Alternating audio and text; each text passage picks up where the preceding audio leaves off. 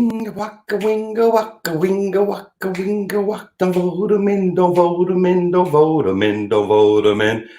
Hello, everybody. Welcome. It is Wednesday. Don't ask me the date. I don't know. It's after the 20th and before the end of the month. I'm Jeff Kravitz. I'm your host of 420 Live with Jeff Kravitz. And I come to you every day at 4:10 to distract you from what's going on in the world and give us time to come together and talk to some of our friends and people that we've met throughout the years and, shoot the shit and see what's going on, catch up. And yesterday we had an amazing show, one of our top watched, top viewed shows. I'm sure Tommy Chong would have been right up there if I wouldn't have had all the technical glitches. But it was one of our top watch streamed shows at the time, and even after, it's doubled viewers. Yesterday, when I came off the air, over 1,200 people had checked in, and today, before I came on, it was about 2,500 people had watched. I eat so hard. People tune in for 30 seconds. They watch the whole thing. They watch a minute. Whatever it is, I really appreciate you guys coming in and checking in with us and giving us time to talk. Shapiro has a lot of great stories, and it's kind of like starting a fire with gasoline. You just throw a match at it, and the whole thing, woof. Off you go. You're off to the races. There goes Shapiro. A story leads to a story. Another guy that's an onion. He's got so many multi-layered things going on. He's a conundrum. You start digging into Pete Shapiro, and there's no end in sight. He's a great guy. Today, I just saw my Jason Gus mentioned my Jazz Fest shirt. I am rocking the Jazz Fest shirt. I technically, for the past 20 years, have been going to Jazz Fest this time of year. I started going both weekends about 7 or 8 years ago. I decided to go both weekends because I could. The time was open. This year, for the first time in 20 years, my Jazz Fest was going to be cut. I wasn't going to go at all because I had to go shoot a festival for Pharrell in Virginia Beach, the Something in the Water Festival. The middle of the week was going to be the Billboard Awards, and next weekend was a Rock and Roll Hall of Fame induction. So these are the first big events that I had booked. Coachella I would have gone to watch if there was something I wanted to see. Probably Rage this year. I would have gone out there for Rage. But my first real jobs would have been this weekend coming up because March and April, there's a lot of small premieres. But as far as traveling and getting back at the festival season, Jazz Fest, Coachella, this is when it all kicks off. So I'm seeing what's happening, the rerouting of life and the stopping of us being able to get together with our friends. I'm going to try to bring up some of my New Orleans friends over the next couple of days. Tomorrow, we're going to have Boyfriend on the show from the rap cabaret star, protege of Big Frida. She's going to come on and we're going to talk about New Orleans. She's an incredible talent, songwriter, performer. So we're going to be lucky to have her tomorrow and talk about what's happening down in that city, because the whole New Orleans is a place that's become so important to me over the past 2 decades. It's really, you just get into being in the moment. And it is really important for me to be able to leave all this Hollywood BS that I'm involved in a lot of times and immerse myself into experiences that are real and authentic. And New Orleans is the king of the authentic, real experiences. So something that always drove me there was, you had to get over yourself to really get into it, because you couldn't worry about what people thought about how you danced or how you looked. Because let's face it, I'm not Fred Astaire. I try though. And I love to dance. I love to be with my friends now. And it's really formed a lot. And a lot of things that have started in New Orleans, the Jazz Fest carried through into Bonnaroo and some of the other festivals. A lot of the spirit of those of Jazz Fest. The first Bonnaroo guys like Giacomo was there, and he was cooking away all the time. And it just embodied a lot of those things that were great about Jazz Fest. And one of the things I loved about Bonnaroo is they took Jazz Fest out of New Orleans. Even Outside Lands has a lot of those same type of things to focus on the local food and a lot of local music. So for me, for all of us, we're really feeling it this time of year. So I'm glad that we can all get together here. I want to put together a big Zoom party. I was talking to my friend Greg Lucas, who manages Press Hall. And we're going to do a big old Zoom blast this weekend on Friday night, I think, to have everybody together, maybe listen to WWOZ. And they've got the Jazz Fest grids. Everybody's doing their thing. So my heart goes out to everybody out there that would also be packing up and getting ready over the next week or two to be together. And our credit cards are appreciating the break. I will say that. It's nice not to constantly be running the card, but it would be fun to have money coming in and things to spend it on. I know that's for a lot of us. So it's a lot of hard times, and I can't wait till we're back up and running as a country and able to get past where we are now. Today, as some of you might know, is the 50th anniversary of Earth Day.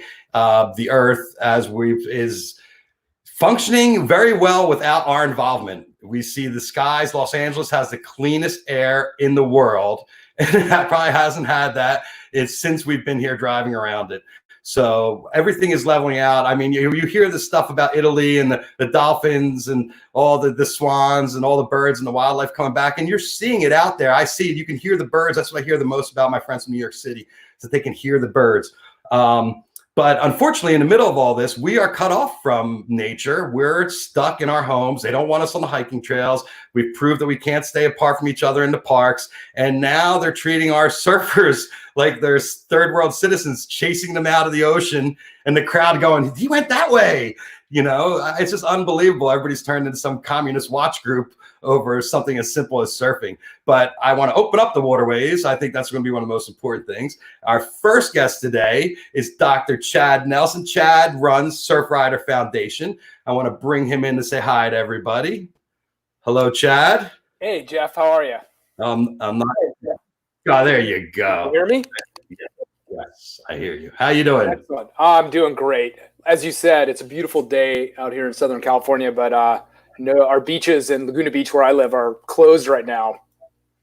And Laguna Beach, that is one little strip there in the middle where everybody focuses. All the economy of Laguna Beach, all the businesses, everything is right in that little microcosm there by the beach.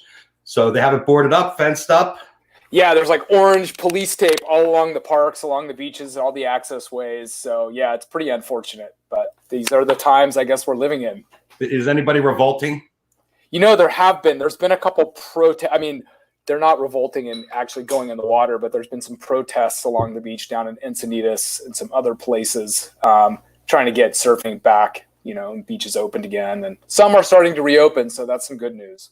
Well, you know, my wife was concerned about the bacteria in the water. Do you think that's a problem, that the COVID could be caught in the water?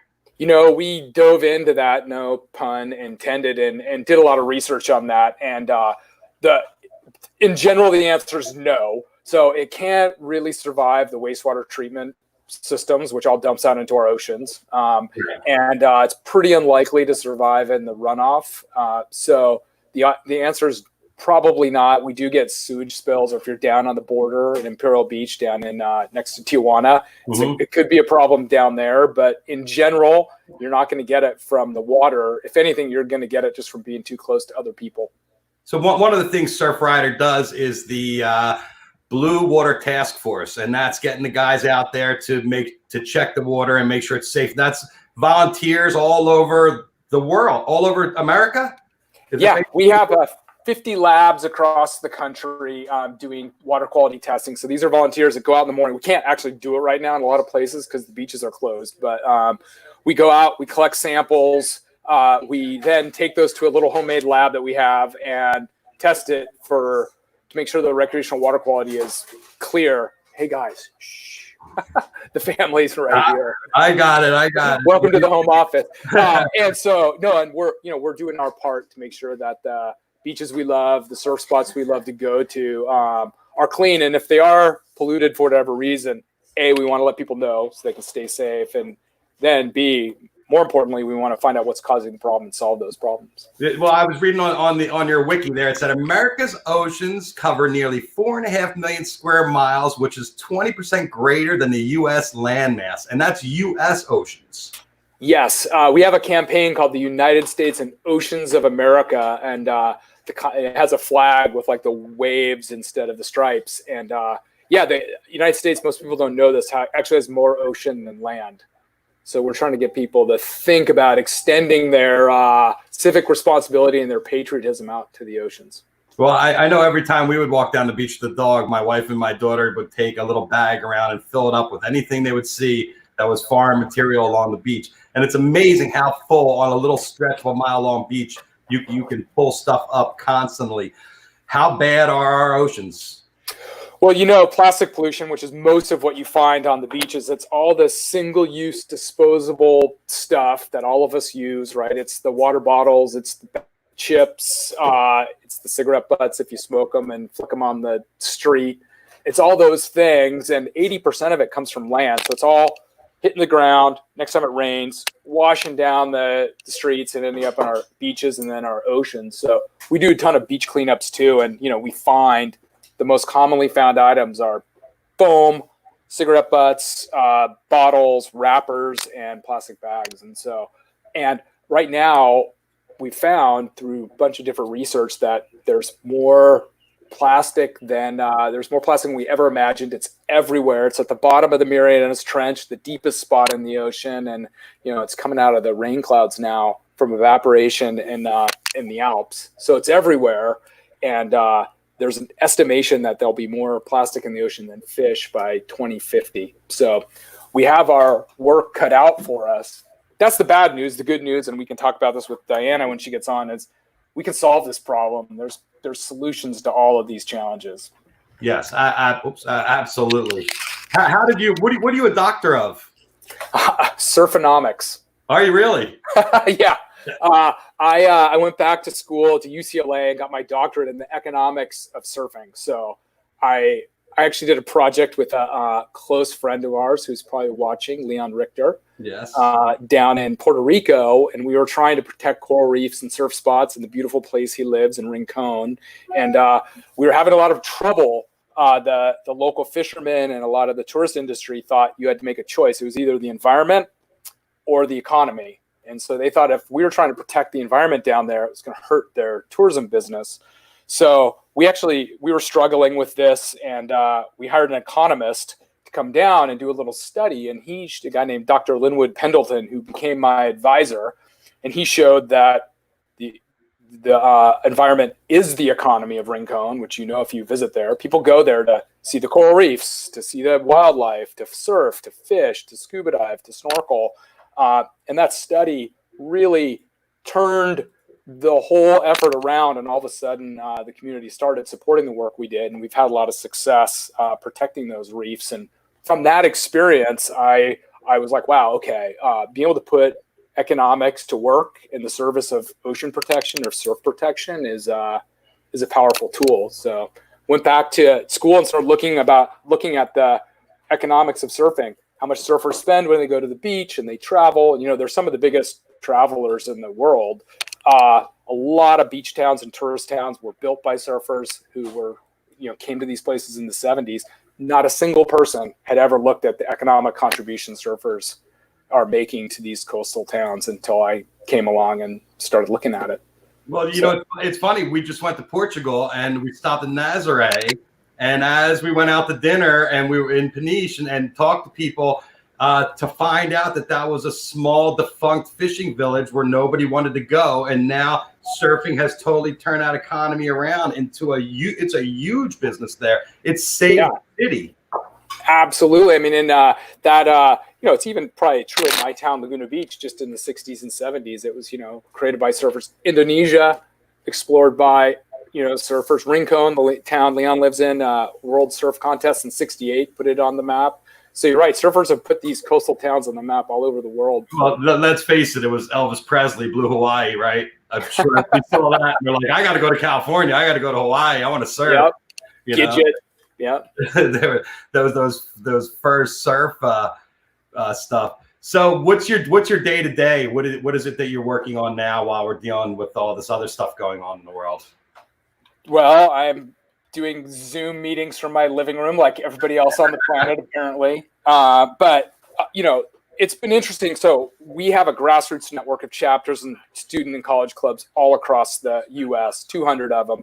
We're in almost every coastal community in every coastal state. And, we would do beach cleanups. We would do fundraisers, chapter meetings, raise awareness, movie nights, and all of that stuff has been put on hold because we can't gather and beaches are closed everywhere. So we've had to shift gears like everybody else. And, we've been trying to get people to focus on what they can do at home to make a difference. And there are plenty of things people can do. So gardening has been booming along with sourdough, bread baking apparently. But people have been doing a lot of gardening. And so we have a program. Puzzles are real big right now. Yeah, exactly. So we have a program called Ocean Friendly gardens, so we can teach people how to make their gardens so they actually are a solution to pollution, not a source. Right. Native plants, collecting rainwater, no pesticides and herbicides. We've got we're trying to get people to we have a program called Ocean Friendly Restaurants. So we support restaurants that don't use single-use straws, utensils, containers, all that, and the world is only that's been a huge shift here in Los Angeles. Like how you pick up your everything you get to take out now. Rare it's in plastic, Yeah, and in which is great. Yeah, if something shows up in plastic in my house, it's like the Spanish Inquisition for my kids. Why did you buy this? That's exactly right. That's exactly right. No, it's great to hear. So we're trying to get people we're encouraging people in this era of takeout to support their local restaurants, which are struggling, obviously, and also try to support those ones that are making the choice to have those sustainable materials. They cost a little more, so we want to reward them for doing the right thing. Let's talk with Dan Estrin. He's an attorney up in Vermont area. Asked, while the APA is taking a hiatus from enforcing environmental laws, let's talk about trying to be an environmental protector in an age when the leaders have no interest in protecting the environment. Even the very people that are in that agency do not care about our environment. Yeah, I mean, the Trump administration has been a complete disaster for the environmental protection movement. As that person commented, the EPA, the Environmental Protection Agency, which is responsible for managing a lot of important clean air, clean water laws in the United States, has been sort of captured by industry. The leader, Andrew Wheeler's a former coal or industry guy, and they're rolling back a lot of important regulations, which frankly are just going to poison us, right? So this is a handout to industry to help them save money. They tried to use what the rollbacks he's talking about. They tried to use COVID as the excuse, saying that these businesses need a break. Businesses do need a break, but not to pollute. The only silver lining is those policies are really unpopular. So one thing all of us can do is go vote in November to make a difference. And two, the Trump administration is losing about 95% of the lawsuits that are being issued against them. So our organization, other important organizations like Earth Justice, Natural Resource Defense Council have been suing on one issue after the next. And I think that NRDC, Natural Resource Defense Council, who we partner with all the time, has won 95 out of 97 of their most recent lawsuits. So, it shouldn't have to be that way, but at least we're seeing that the good guys are winning as the bad guys try to do these terrible things. But what a ball buster and what a pull on your budget that you need to do so many more important things to have to put into legal defense to keep our government from killing us is just absolutely insane. It is insane, and it is because as we say, like, we should be playing offense right now and cleaning up our water, taking on climate change, getting rid of this plastic. These are the things we should really be addressing, and instead we're stuck playing defense, which is enforcing a bunch of laws that are common sense, that protect the public and have been around for a long time. So it's definitely caused us and others to shift gears and have to play defense. So again, we got to vote these guys out. Yvon Chouinard actually sent out an email today, and his PS was, remember to vote these assholes out. Yeah, they're definitely fighting against us. If you want to get involved with surfrider.org/join, and the other is you want to talk about the climate action? Yeah. So, another sort of bad thing that came out of the Trump administration is, they immediately said they were going to sort of delist the United States from the Paris Climate Agreement, which is it's not nearly enough, but one of the most important sort of global climate pacts in the world. I mean, we've seen the evidence of climate change so many places. Those horrific fires in Australia, we've had them here. Stronger and stronger storms, sea level rise. The Great Barrier Reef right now is struggling because the temperatures of the ocean are so high. So climate change is here. It's real. It's us. And we need to take action. So, the United States, being one of the largest emitters of carbon in the world, should be a leader, not a denier. So, right now we're urging Congress, who can play an important role in this, to take action and sort of force the hand. And again, vote on November 3rd. Yeah, it's so funny. I was talking to somebody last night and I said, I feel like I'm actually in the upside down. Everything that's going wrong is happening and everything that should be going right is just getting crushed. And it's just like, it's so frustrating to be stuck in at home and to watch these guys. They couldn't find their ass with both hands in the dark with a flashlight, and they're leading our country into this. It's like a nightmare every day. He's on TV, and I tuned it off. I don't watch, which is one of the reasons we come here, is to like zone it out. Yeah. So to help us segue and bring in Dianna Cohen from the Plastic Pollution Coalition, I wanted you to talk a little bit about your Rise Above Plastics. It's an educational program designed to raise awareness of and reduce the amount of plastic pollution in our marine environments. Absolutely. So we talked about plastic pollution. It's a plague that's, filling our landfills, polluting our streets and our oceans. And at Surfrider, we sort of have 3 or 4 different things we're doing to try to solve that problem. We're trying to educate people about the problem and change their personal behavior. So this is getting rid of those single-use plastic items, your bag, your cup, your containers. We clean beaches. We do a ton of beach cleanups, probably about 1,000 of them a year. And we collect all the data from what we find, and we use that to figure out what's polluting the beaches and what to get rid of.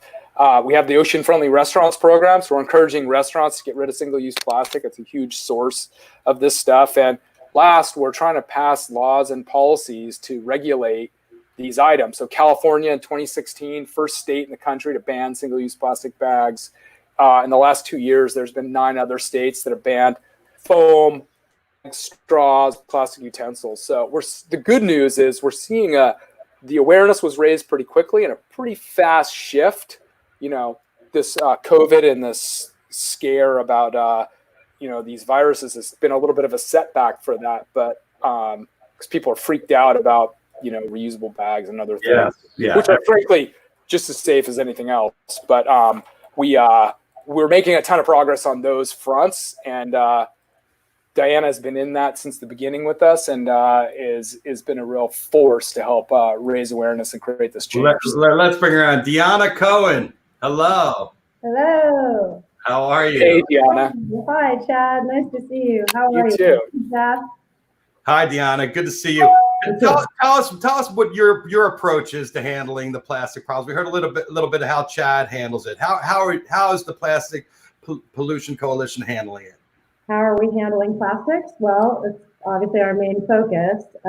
Our mission is actually to stop plastic pollution and to raise awareness about the toxic impact on human health, animal health, the ocean and waterways and the environment. So we just turned 10 in October last year, and I feel like we've made tremendous headway with the issue in terms of one of our first goals was really just to try and encourage and get people to call it plastic and plastic pollution, call it what it is, as opposed to calling it marine debris, litter, rubbish, waste, or garbage. And we've been very successful with that. And we have grown the coalition. So at this point, we are now just over 1,200 organizations and businesses from over 70 countries on 6 continents, all working to address and to stop plastic pollution. It's very exciting moment in time right now. And really, with the help of many of our coalition members, including Surfrider, we have been able to begin to shift the system. And the goal really is to shift the system and also to get people to become aware of the bigger picture. So, I mean, what you need to know about me is I'm a visual artist. I've been making artwork out of plastic bags that I cut up and sew back together for almost 30 years as my fine art material, and then showing that work in galleries and foundations and museums, and not realizing that, not thinking that much about the material when I started using it, just celebrating the colors, the text, the things I found written on the bags, and then cutting that up and putting it back together to say the things I wanted to say. But I feel like at this point, I'm able to use my work, and we're able, with our network of, we have about 150 notable coalition members, and many of them are in the entertainment space. So the first people who joined us actually were literally, it's not going to surprise you guys, but surfers and chefs. You know, those were the two first groups of people that joined us because surfers and swimmers, we're in the water. We see what's going on around us. We saw more and more plastic washing up on beaches. We saw it in the water when we were there. And then chefs, because they're dealing with food and they're dealing with food service and packaging and how we deliver things to people and how the options that we have when it comes to buying food and beverages, but also beauty products and other materials, a lot of it, we don't have a choice. It's packaged in plastic. So really spreading out, looking at that bigger picture. And one of the things that I've learned and that we've been able to see, and we can talk about this too with Chad, is that this is all tied together when we think about what we have the power to do as individuals or in our business or at school, or policy-wise or through legislation. What do we have the ability to do when it comes to addressing climate change and global warming? Well, we have the ability to understand that the way that we use particularly plastics, but single-use plastics, that those are primarily made from byproducts of processing petroleum and natural gas. And so if we want to divest from fossil fuels and move away from that to clean energy sources and clean technologies, those clean technologies do not involve single-use plastic because that is depending, again, on this chain of oil. And it's interesting too, sorry, I'll take a breath, I swear in a minute. But it's really important. I'm so glad, you know, Jeff, that you just had a chance to watch The Story of Plastic, this documentary, which premiered today on Discovery. But the film is so important because it allows you to go in to different places around the world and see how they're being impacted directly by our dependence on plastic and single-use plastics and how it is impacting people from sites of extraction, manufacturing, production, use, and then instantly it becomes a waste management issue. And a lot of that involves landfilling, which is really just digging a hole in the environment and dumping it somewhere or piling it up, or waste to energy, which is the euphemistic way of saying you burn it. And when you burn it, you create particulate pollution, and the entire chain of our dependence on plastic disproportionately impacts lower income communities across the United States and around the world, and we are poisoning ourselves with this material. And that's just one perspective on it. I mean, there are many. It's also not good for us to eat and drink all of our food out of it. It's been, you know, those materials have been associated with a lot of health issues. So anyway, I can talk about it for like a week. And we will. Chad, you want to throw in a little something there before I let you go? Yeah. You know, I think one of the things that Dianna talked about is, you know, we've all taken this product for granted, right? It's in our lives and it's around us, so you almost think it's normal. But, you know, she makes a couple really important points. One, it's a fossil fuel product. I don't think people recognize that, and it creates greenhouse gases every step of the way. And I think one other thing, I'm sure you'll get into extended producer responsibility, but one thing I like to think about is, you know, some company makes that bag, or whatever that container, it costs them pennies. And it's super convenient for us to drink it or eat out of it. And then if you think about what happens after that, you throw it in your trash can. That's a pain in the neck for you. You pay your bill to have your trash taken out. It goes out to the street. That's the municipal waste. They have to deal with it. Then it's got to go to a landfill. Someone else has got to pay for it there.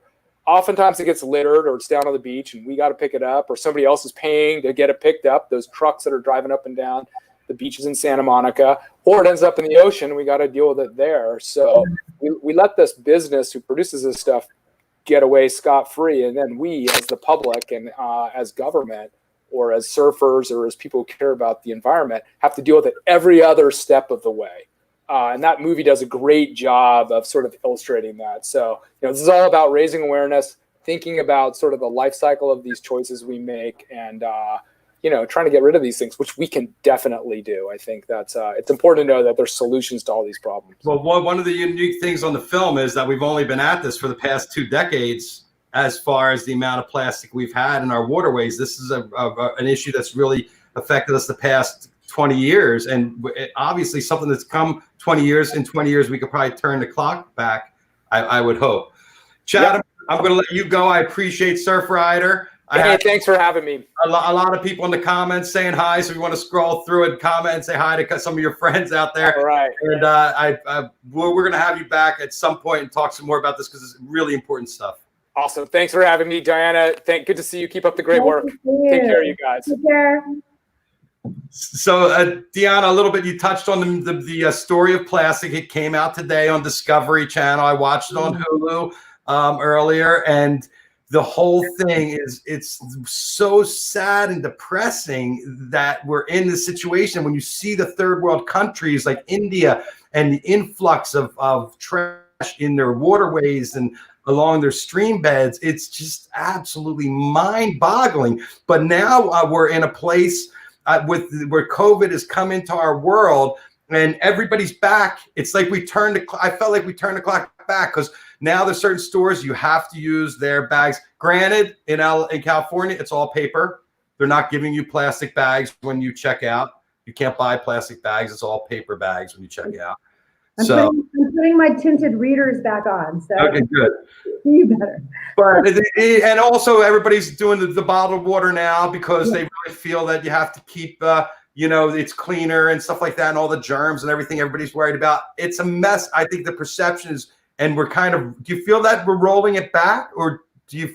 I think what is happening right now, what we're seeing happen is we're seeing the plastic industry and the petrochemical industry take advantage of this moment in time and COVID to try and play on and expand people's fears.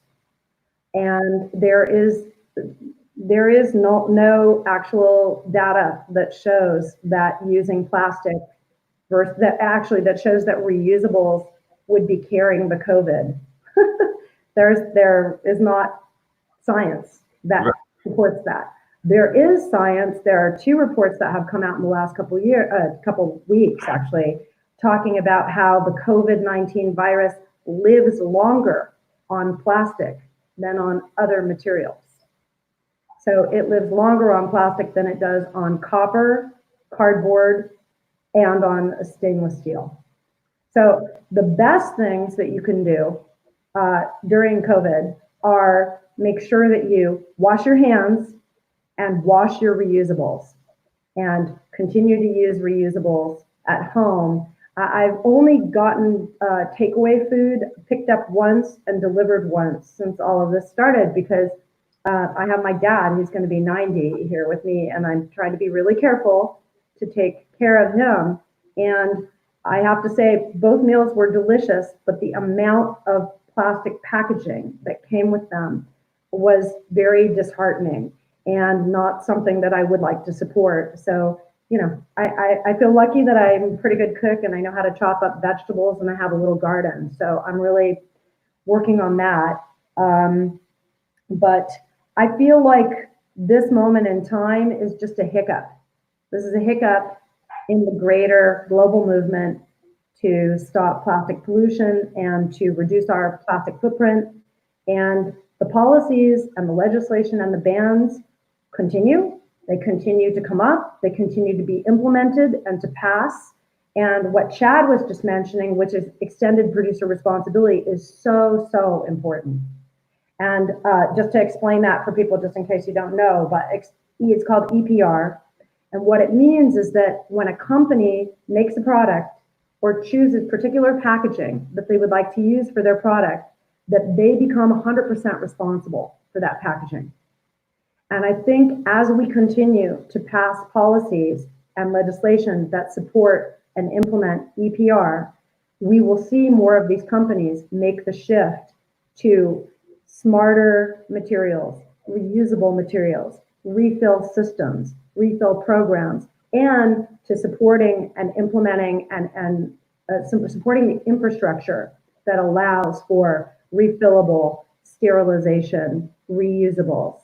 And we're seeing that happen. We're seeing it happen city by city in Santa Cruz, in Berkeley, in San Francisco. So I'm talking about California right now, but we're also seeing that happen in different parts of the world, which is super exciting. I mean, there's really exciting stuff happening, and I feel that this moment in time with COVID will just be a hiccup in the direction that we're already moving.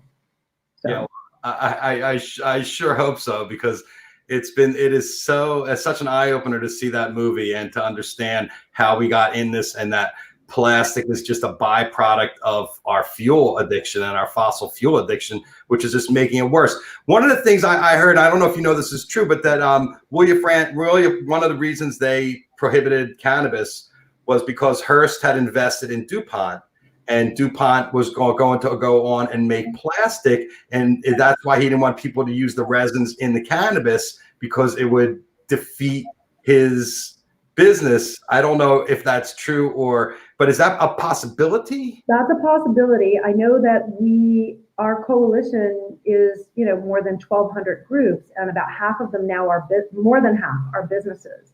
I know that we have a number of individuals who are also part of our coalition who are part of the hemp movement.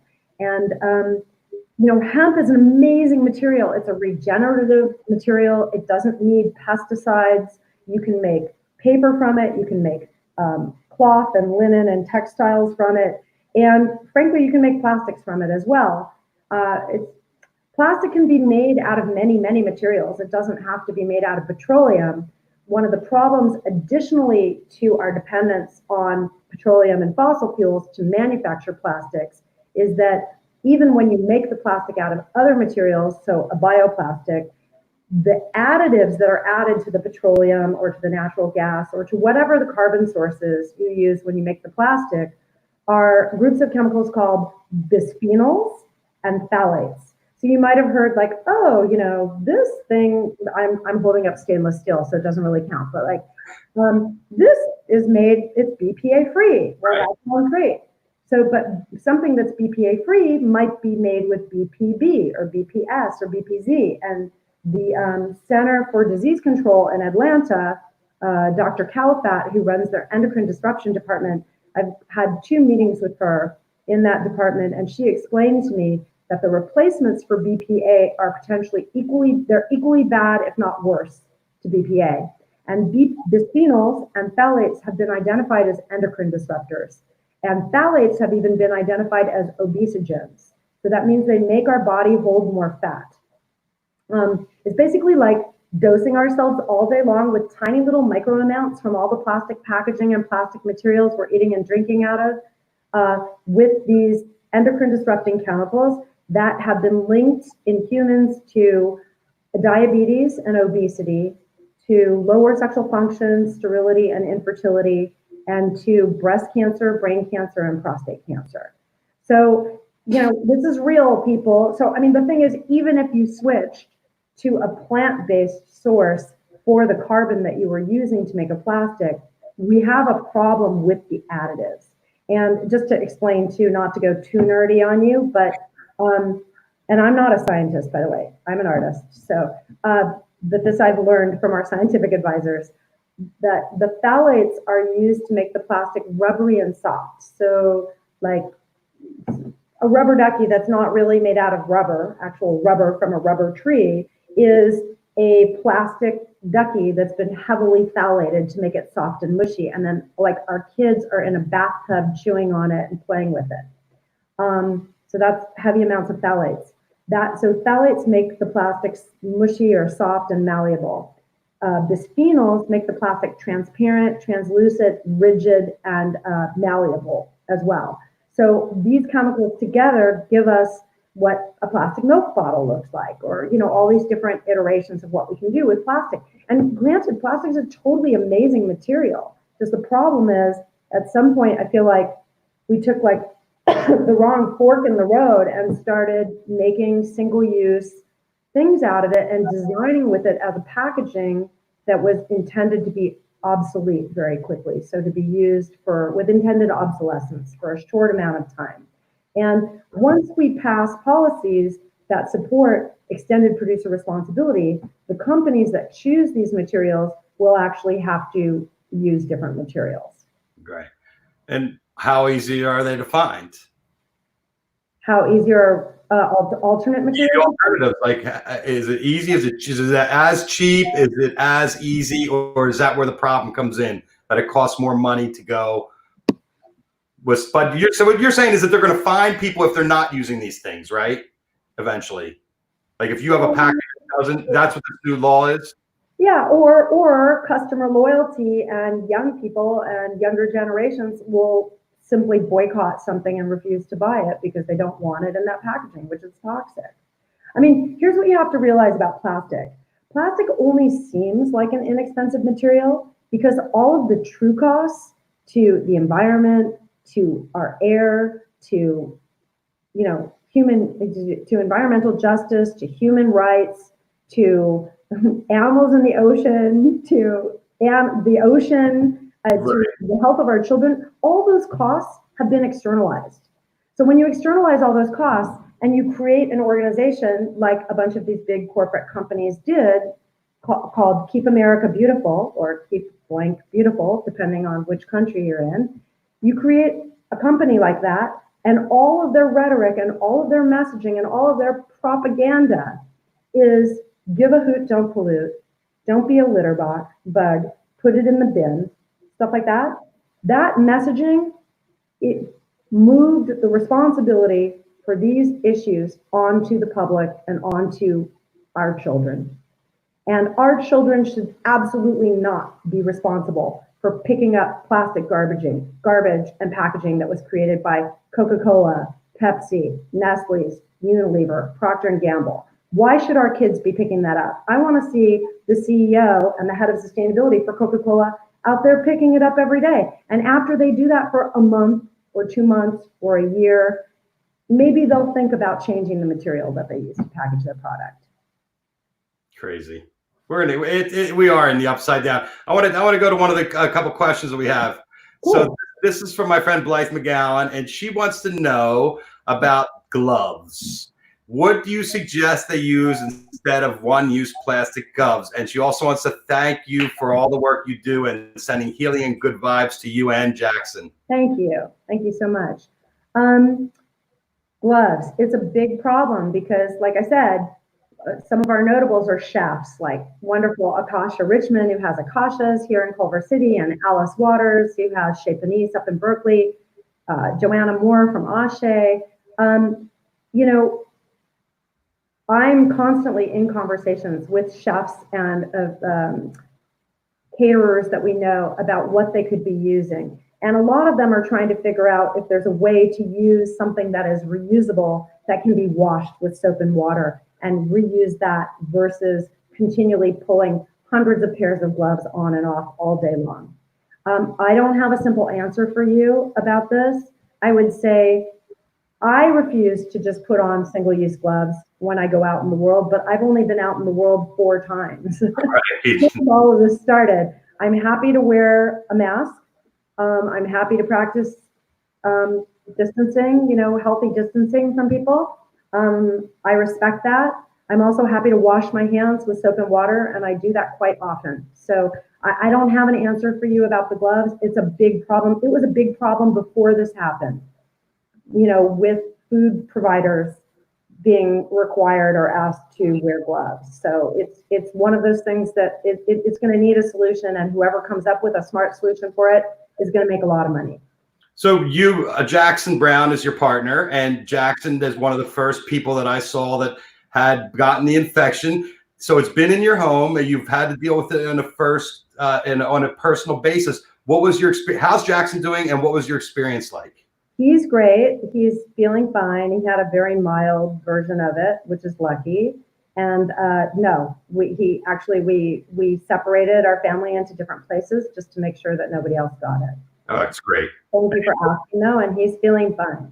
I don't know if you noticed, but they used a song of his that he's just releasing right now that's called Downhill from Everywhere, the trailer for The Story of Plastic. Oh, great. Well, now I'm going to have to go and check it out and listen to it again, because I watched the trailer last night. I wanted to watch the movie immediately, but I watched it today, and it's just such an eye-opening experience. I recommend it. I'm going to bring Dan Estrin's question in, not the election question, the EPA. While the EPA says it's taking a hiatus away from enforcing environmental laws, how hard is it for you to deal with this vacuum in leadership that you get? Was EPA easy for you to deal with before this administration? Was that a partner of yours? We definitely have friends in the EPA, and I think it's been, I'm just going to say on their behalf, I think it's been a real struggle for the people who work in the EPA to contend with the current administration. I think that what we're seeing right now is just a free-for-all of thieves. These people are thieves, and they're trying to maximize profit for themselves and their friends. And hopefully we will vote them out. Yeah, that ultimately, like Dan says next, elections matter 2020 more than any in our lifetime. Are you involved in helping register people, or is that part of plastic? It's not part of the work that we do, but obviously we're paying attention to what happens in terms of setbacks or rollbacks of environmental laws. So that affects us, but it's not only an issue for environmental groups, it's an issue for everyone who lives on the planet, everyone who lives in this country. Because I don't know who the GOP think they are, but I mean, we all need to breathe clean air and we all need clean water to drink. And, you know. I never thought we would have politicians that would be out to kill us. And that's kind of how I feel about this whole thing. Well, Jeff, look, I think it's amazing because I was born in the 60s, and, you know, just to look back in time and think this is incredible. I mean, Richard Nixon created the EPA. I mean, could you ever think in our life that you'd be looking back and going like, wow, Richard Nixon actually did something good? Well, that's crazy. This is an interesting thing that I've noticed. Like, I've noticed at home that we're not generating as much trash, even though we're creating a lot more meals at home and cooking at home. When I look in the black bin at the end of the week, there's one little bag in there. Our recycling's packed, and it's not like I've noticed the change in what we're buying or consuming, but I notice it in the trash can. So is the ozone layer getting a breather? Are we giving our environment a breather with all this COVID stuff?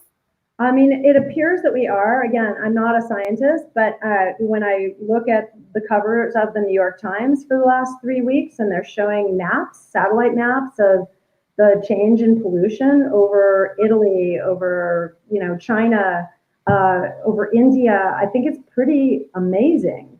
And look, you know, we live in Los Angeles. You know, I was up working at midnight at 12:03. Mother Earth kicked the house, and I jumped up and stood in the doorway for a couple minutes, and I looked at one of my cats that likes to be up late with me, and she looked at me. We waited about a minute, 2 minutes, and then she went over and crawled in the basket and curled up in a ball and went to sleep, and I thought, it's all okay.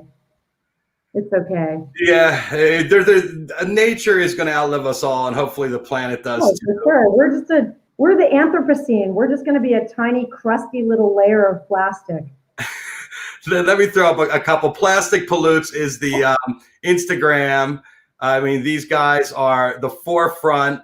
Here is their website, plasticpollutioncoalition.org.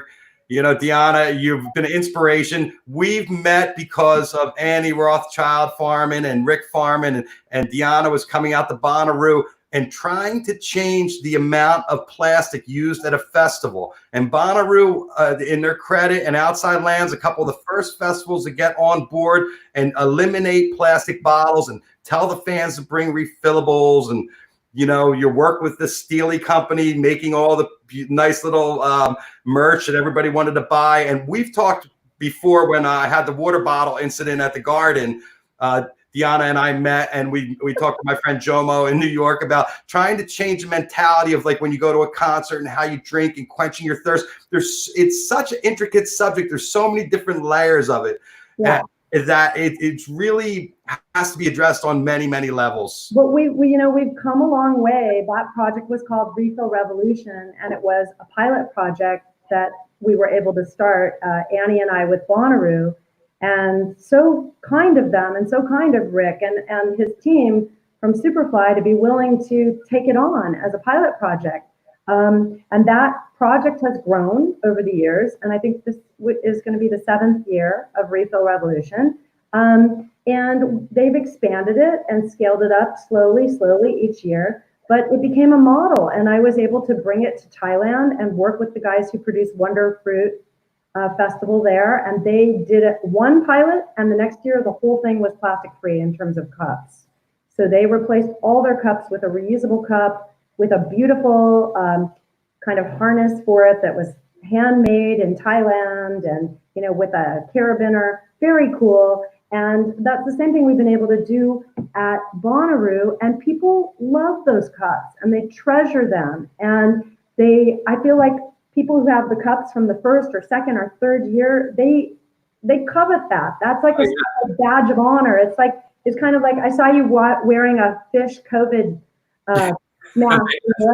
It's like, that's so cool. And it's so cool. We've created something as well called byobottle.org.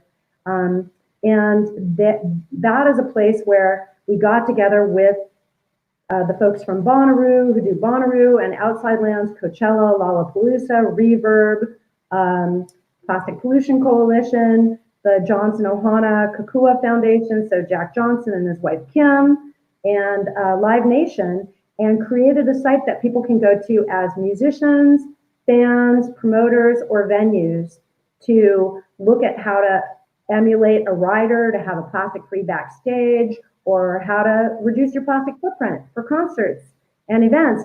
And it's been really exciting and really fun to collaborate with other people and help expand programs and models that work. And we've watched things like, I don't know if you noticed, but Glastonbury made a commitment to phase out all their plastic cups and replace them with reusable cups. I think that those kinds of things were able to happen because we were able to do small things and test them out, and then demonstrate that you can do pilot projects and scale them up and they work. So it's been very exciting, all of this stuff, and to see that change. And basically we're trying to transform our systems. And this is a moment. I hope we can see the silver lining at the end of the tunnel, at the end of COVID, wherever that is down the way, to slow down a little bit, to take some time to think about how we want to reinvent the world. And what Jeff Bridges always says, we're trim tabs. Trim tabs are a tiny little thing that are on the back of the big device that steers ships, Right.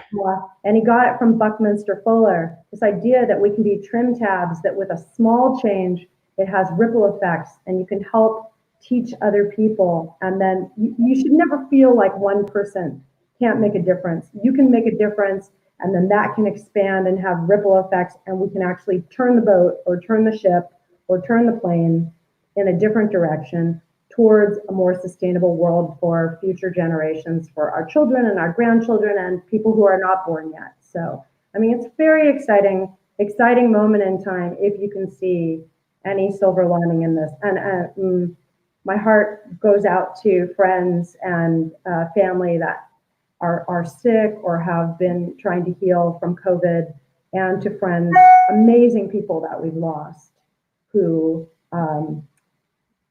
who have transformed into something bigger than when we're just trapped in our little bodies. But it's like,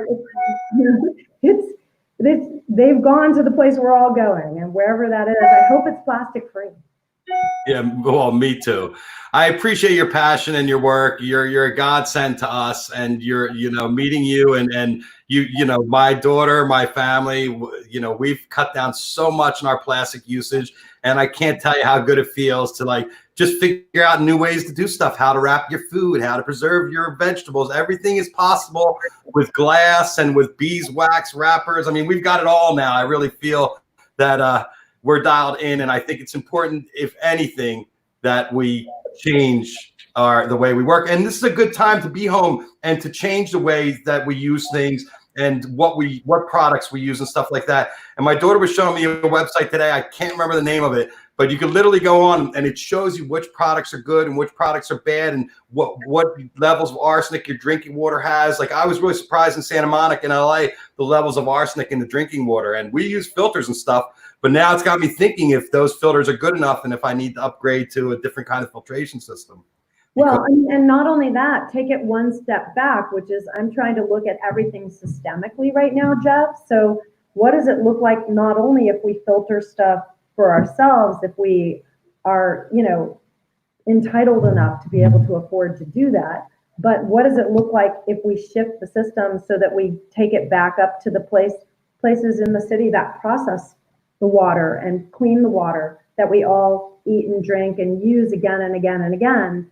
What does it look like if we go to those systems and those systems are upgraded within the cities and within the LA County and et cetera, in the cities that we all live in, so that we are able to provide clean, safe drinking water for everyone, for all?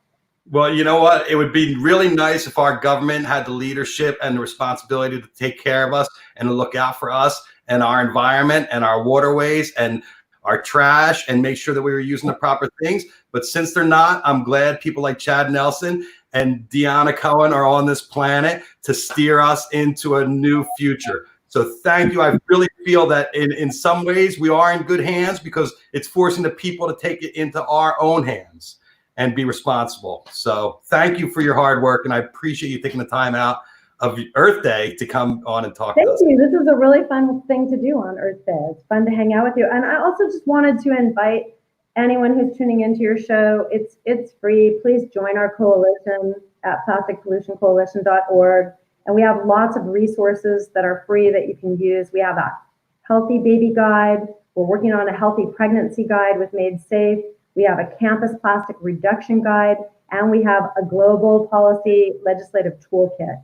So all of these wonderful tools that are available for people to use if they would like to begin the process of reducing their plastic footprint or within their community.